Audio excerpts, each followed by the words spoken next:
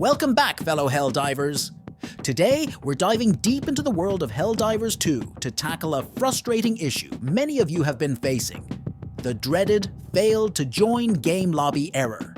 But fear not. We've scoured the community and our own experiences to bring you a comprehensive guide to help you get back into the action. First off, let's acknowledge the elephant in the room. Helldivers 2 has had its fair share of matchmaking problems on both PC and PlayStation 5 since its release. While the developers are hard at work trying to fix these issues, we've got some tips and tricks that might help you in the meantime.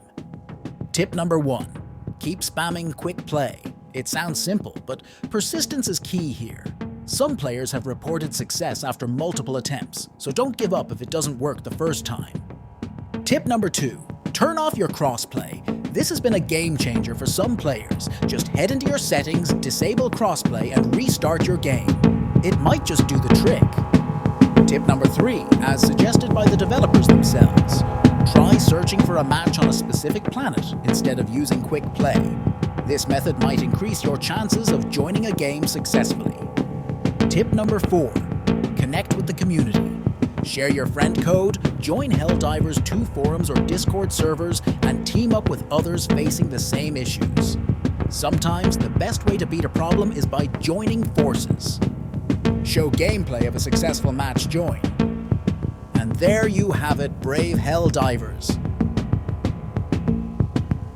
While these solutions might not be perfect, they're a good start to bypassing some of the matchmaking frustrations.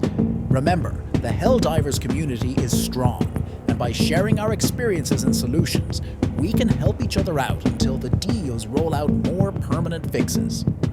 Don't forget to like, subscribe, and hit that notification bell so you won't miss any updates on Helldivers 2. Drop your experiences and any additional tips you might have in the comments below. Stay strong, divers, and deliver democracy across the galaxy.